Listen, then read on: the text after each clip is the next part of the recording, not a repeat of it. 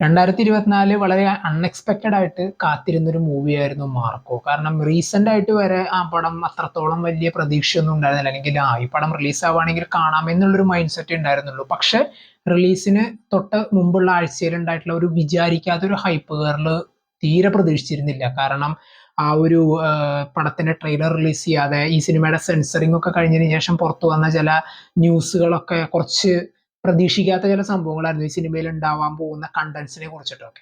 So ഒരു action movie എന്നുള്ള ഒരു ലേബിളിൽ വരുന്ന പടം എന്ന് പറഞ്ഞപ്പോൾ കുറച്ചും കൂടി താല്പര്യം പിന്നെയും കൂടി വിചാരിക്കാതെ.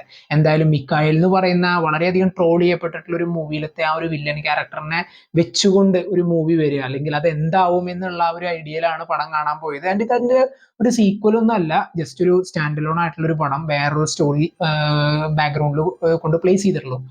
ആൻഡ് ഈ പടം കണ്ടു തുടങ്ങി അവസാനിക്കുന്നത് വരെ ഈ സിനിമയ്ക്ക് ഉണ്ടായിട്ടുള്ള ഒരുപാട് കാര്യങ്ങൾ, പ്രത്യേകിച്ച് ഈ സിനിമയുടെ റെസ്പോൺസ്, സിനിമയ്ക്ക് കിട്ടിയിട്ടുള്ള ഒരു തിയേറ്റർ റെസ്പോൺസ് ഈ ഒരു വർഷം ഞാൻ ഇതുവരെ കണ്ടതിൽ വെച്ചിട്ട് അത്രത്തോളം ക്രേസി ആയിട്ടുള്ള ഒരു തിയേറ്റർ റെസ്പോൺസ് ആയിരുന്നു. ഓരോരോ ആക്ടേഴ്സിനും അവരുടെ ലൈഫിൽ ബെഞ്ച് മാർക്കായി മാറുന്ന ചില ക്യാരക്ടേഴ്സ് ഉണ്ടാവും, അവർ ചെയ്തു വെച്ചിട്ടുള്ള ചില ക്യാരക്ടേഴ്സ്. നമ്മളിപ്പോൾ ഒരുപാട് നമ്മുടെ ഒരു മോളിവുഡിലത്തെ അല്ലെങ്കിൽ ഏത് ലാംഗ്വേജിലത്തെ ആക്ടേഴ്സിന് എടുത്താലും ശരി, അവർ ചെയ്തു വെച്ചിട്ടുള്ള ചില ക്യാരക്ടേഴ്സിലൂടെ അവരുടെ ലൈഫ് തന്നെ, ഒരു കരിയർ തന്നെ മാറി മറിയുന്ന കാഴ്ച നമ്മൾ കണ്ടിട്ടുണ്ട്. ആൻഡ് ഇവിടെ ഇന്ന് നടന്നിട്ടുള്ളത് അതാണ്. ഉണ്ണിമുകുന്ദൻ എന്ന് പറയുന്ന ഒരു ആക്ടറിന്റെ ലൈഫിൽ ഈ ഒരു സിനിമ പ്ലേ ചെയ്തിട്ടുള്ള ഒരു റോളും അത്രത്തോളം വളരെയധികം ഒരു അൺഫോർഗറ്റബിൾ ആയിട്ടുള്ള ഒരു എക്സ്പീരിയൻസ് ആൻഡ് റോൾ തന്നെയായിരിക്കും അദ്ദേഹത്തിന് ഈ മൂവി. അത് ഈ സിനിമയിൽ ത്രൂ ഔട്ട് നമുക്ക് കാണാൻ പറ്റും. ഈ പടത്തിന്റെ സർട്ടിഫിക്കറ്റ്, മൂവി സർട്ടിഫിക്കറ്റ് കാണിച്ചു തുടങ്ങി പടം അവസാനിക്കുന്നത് വരെ ഉണ്ടായിട്ടുള്ള ഒരു തിയേറ്റർ റെസ്പോൺസ്, അല്ലെങ്കിൽ ചില സീനിലൊക്കെ അങ്ങോട്ട് കയറി അടിക്കാനായിട്ട് ഓഡിയൻസ് തന്നെ ഒരു, എന്താ പറയാ, മെജോറിറ്റി ആൾക്കാർ ഇങ്ങനെ പറയാന്ന് പറയുമ്പോൾ ആലോചിച്ച് നോക്കിയ സിനിമയ്ക്ക് കിട്ടുന്ന ഒരു റെസ്പോൺസ് അല്ലെങ്കിൽ ഒരു ആക്സെപ്റ്റൻസ്, അത് ശരിക്കും അനുഭവിച്ചറിഞ്ഞ ഒരു ദിവസം തന്നെയായിരുന്നു ഇന്ന്. ആൻഡ് പടത്തെ കുറിച്ചിട്ട് ഇത്രയും പറഞ്ഞ സ്ഥിതിക്ക് ഇനി പ്രത്യേകിച്ച് പറയേണ്ട ആവശ്യമില്ല. ഒരു കിടിലൻ പടം, അത്രേ പറയാനുള്ളൂ. കാരണം പടം തുടങ്ങിയ ഒരു ഇന്റർവെല്ല് ആയപ്പോഴേക്കും ഒരു കൊളുത്തി കേരളായിരുന്നു പടം. അത് പിന്നീട് എങ്ങോട്ടേക്കാണ് ഈ പടം പോയെന്നുള്ളത് സെക്കൻഡ് ഹാഫ് നിങ്ങളോട് പറയും. ആൻഡ് പ്രത്യേകിച്ച് ആ ഒരു ഇന്റർവെല്ല് കഴിഞ്ഞിട്ട് ചില സീക്വൻസ് ഉണ്ട്, ആക്ഷൻ സീക്വൻസ് ആണ് ഈ സിനിമയുടെ പിന്നെ എടുത്തു പറയേണ്ടത്. അല്ലെങ്കിൽ ഈ ഒരു സിനിമയുടെ ബാക്ക് ബോൺ ഒരു ആക്ഷൻ സീക്വൻസ് ആൻഡ് ആ സീൻ കൊണ്ടുവന്നിട്ടുള്ള ഇന്റൻസിറ്റി, ചില ആക്ഷൻ കൊറിയോഗ്രഫി ചെയ്ത് കൊണ്ടുവച്ചിട്ടുള്ള ചില സീനുകൾ ഉണ്ട്. ആൻഡ് ഈവൻ ഈ സിനിമയുടെ സെക്കൻഡ് ഹാഫ് തുടങ്ങി കുറച്ച് കഴിഞ്ഞിട്ടൊരു സീക്വൻസ് കൊണ്ടുവച്ചിട്ടുണ്ട്. ആൻഡ് ഈ പടത്തിന്റെ അവസാനവും ആൻഡ് അതിന്റെ ഇടയ്ക്ക് ഒരു അരമണിക്കൂറോളം ഡ്യൂറേഷൻ, ഒരു അപ്രോക്സിമേറ്റ്ലി ഒരു അരമണിക്കൂറോളം ലെങ്ത് ഉള്ള ഒരു സീക്വൻസ് ഈ സിനിമയിലുണ്ട്. ആൻഡ് എനിക്ക് നിങ്ങളോട് ഇപ്പൊ പറയാനുള്ളത് എന്താ വെച്ച് കഴിഞ്ഞാൽ യാതൊരു രീതിയിലുള്ള സ്പോയിലേഴ്സും ഒന്നുമല്ല, ഒരു വാർണിംഗ് ആണ്.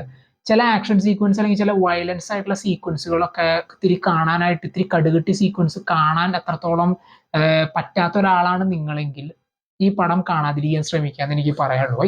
അപ്പൊ കേൾക്കുന്നവർ വിചാരിക്കാം, എന്താണ് അത്രയ്ക്കും എത്ര വലിയ സീനാണോ, അല്ലെങ്കിൽ അത്രയും ഭയങ്കര ഇതായിട്ടുള്ള പടമാണോ എന്ന്. പക്ഷെ ആ സീൻ അനുഭവിച്ചറിഞ്ഞാൽ അറിയാം. കാരണം ഇപ്പോഴും ആ സീനിന്റെ ഒരു, എന്താ പറയാ, ഒരവസ്ഥ വിട്ടു മാറിയിട്ടില്ല. അത് അത്രത്തോളം മനസ്സിലിങ്ങനെ ലോക്ക് ചെയ്തിരിക്കുകയാണ്. അത് ഭയങ്കരമായിരുന്നു. കാരണം എൻ്റെ സീറ്റിന്റെ അടുത്തിരുന്ന്, എൻ്റെ തൊട്ടപ്പുറത്തെ സീറ്റിലുണ്ടായിരുന്ന ആ ഒരു ചേട്ടനൊക്കെ ആ ഒരു സീൻ ഇങ്ങനെ നടക്കുന്ന സമയത്ത് ആളെങ്ങനെ ഇറങ്ങിപ്പോയി. കാരണം എന്ന് വെച്ച് കഴിഞ്ഞാൽ ചിലർക്കൊക്കെ തലയിൽ കൈവച്ച് പോകുന്ന, അല്ലെങ്കിൽ ഭയങ്കരമായിട്ട് ഡിസ്റ്റർബിങ് ആയിട്ടുള്ള ഒരു അവസ്ഥയിലൊക്കെ ഇരിക്കുകയായിരുന്നു പലരും. ആ തിയേറ്ററിൽ ഉണ്ടായിരുന്ന ഒരു സൈലൻസ് മനസ്സിലാക്കി തന്നിട്ടുണ്ടായിരുന്നു. ആൻഡ് പടത്തിന്റെ ആ ഒരു ജോണറിന്റെ കൂടെ ഒരു ആക്ഷൻ മൂവി എന്നുള്ളതല്ലാതെ ആ ഒരു വയലൻസ് ഇത്രത്തോളം പീക്കായിട്ട് നമ്മുടെ മോളിവുഡിൽ നിന്ന് ഒരു ഡയറക്ടർക്ക് ചെയ്യാൻ സാധിക്കുമോ എന്നുള്ളതിനുള്ള ഒരു ഉത്തരമായിരുന്നു ഇന്ന് ഈ കണ്ട മൂവിയിലുള്ളത്. കാരണം അത് കഴിഞ്ഞ് പടം പിന്നീട് ഒരു പോക്കായിരുന്നു.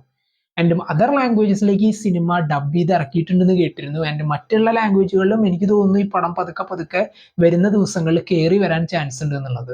കാരണം അങ്ങനെയുള്ള ഒരു ആക്സെപ്റ്റൻസ് ഇവിടെ കിട്ടിയ സ്ഥിതിക്ക് അവിടെയും ഇങ്ങനെ കിട്ടുമെന്നാണ് പ്രതീക്ഷിക്കുന്നത്. ആൻഡ് ഈ പടത്തിന് ആളുകൾ കാണിച്ചിട്ടുള്ള, പടം തുടങ്ങാൻ വേണ്ടിയിട്ട് ആൾക്കാർ കിടന്നിട്ട് പടം തുടങ്ങ് ഈ ഷോർട്ട് ടൈമിനേക്കാളും ഒരു 15 മിനിറ്റ് കഴിഞ്ഞിട്ടാണ് പടം സ്റ്റാർട്ട് ചെയ്യുന്നത്, അവരുടെ സക്സസ് സെലിബ്രേഷൻ ഒക്കെ കഴിഞ്ഞതിന് ശേഷം.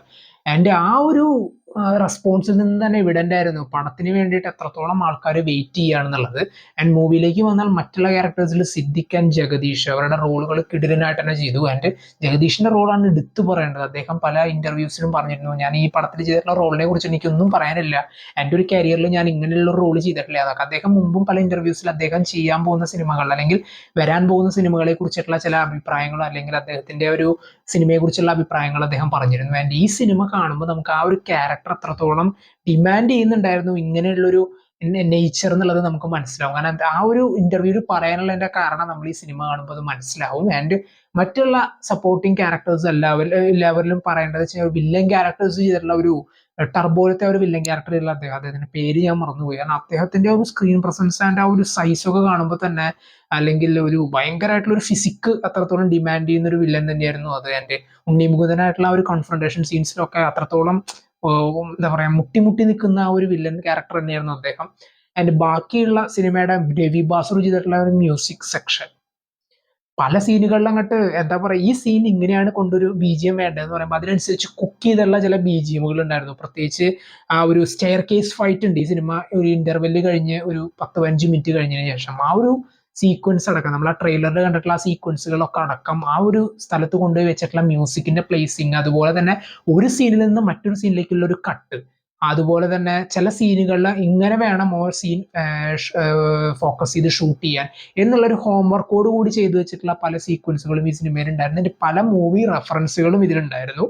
ആൻഡ് പടം നല്ലൊരു പക്ക തിയേറ്റർ എക്സ്പീരിയൻസ്, നല്ലൊരു ഒരു ഹെവി ഓഡിയൻസിന്റെ കൂടെ ഇരുന്നിട്ടാണ് നിങ്ങൾ കാണാൻ ആഗ്രഹിക്കുന്നതെങ്കിൽ തിയേറ്ററിൽ നിന്ന് തന്നെ നിങ്ങൾ ഇത് കാണാൻ ശ്രമിക്കുക. ഇത് ഒ ടി ടിയിൽ കാണാൻ ശ്രമിച്ചാൽ ഇതിലത്തെ പല സീനുകളും കട്ട് ചെയ്തിട്ടായിരിക്കും ഒ ടി ടിയിൽ വരാൻ ചാൻസ്. ആൻഡ് ഈവൻ ഒ ടി ടിയിലേക്ക് എന്നല്ല, നാളെ തൊട്ട് പല സീക്വൻസുകളും കട്ട് ചെയ്തിട്ടായിരിക്കും തിയേറ്ററിൽ വരാൻ പോകുന്നതെന്ന് എനിക്ക് തോന്നുന്നു. കാരണം അങ്ങനെയുള്ള ചില സംഭവങ്ങളാണ് സിനിമ കൊണ്ട് വെച്ചിട്ടുള്ളത്. ആൻഡ് ഒരു വയലൻസ് ആക്ഷൻ മൂവി എങ്ങനെ പ്രസന്റ് ചെയ്യണം, അല്ലെങ്കിൽ നമ്മുടെ മലയാളത്തിൽ നിന്നൊക്കെ ഇങ്ങനെ വരുമോ എന്നുള്ള ഒരു ചോദ്യത്തിനുള്ള ഉത്തരമാണ് ഇന്നിറങ്ങിയിട്ടുള്ള മാർക്കോ.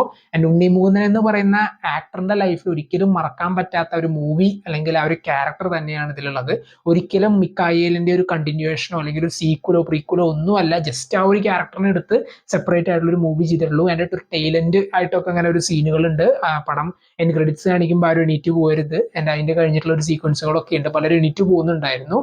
ആൻഡ് എന്തൊക്കെയായിരുന്നു നിങ്ങൾക്ക് പടത്തെ കുറിച്ചുള്ള അഭിപ്രായം? കാരണം ഇപ്പോഴും ആ ഒരു സിനിമയുടെ മൊത്തത്തിലുള്ള ആ ഒരു അവസ്ഥ വിട്ടു മാറിയിട്ടില്ല. എന്തൊക്കെയായിരുന്നു നിങ്ങൾക്ക് പടത്തെ കുറിച്ചുള്ള അഭിപ്രായം? കമന്റ് ബോക്സിൽ നോട്ട് ചെയ്യുക. കാണാത്തവരുണ്ടെങ്കിൽ നല്ലൊരു എക്സ്ട്രീം വയലൻസ് മൂവിയാണ് നിങ്ങൾ തപ്പി നടക്കുന്നതെങ്കിൽ അടുത്തുള്ള ഒരു തിയേറ്ററിലേക്ക് വെച്ച് പിടിക്കുക. നല്ലൊരു വൈബായിട്ടുള്ള ഓഡിയൻസിന് അല്ലെങ്കിൽ ഒരു ഹെവി ക്രൗഡഡ് ഓഡിയൻസിന്റെ കൂടി പടരുന്നത് കാണുക. ആൻഡ് ബാക്കി നിങ്ങൾ തന്നെ കണ്ടറിയുക. കമന്റ് ബോക്സിൽ നോട്ട് ചെയ്യുക.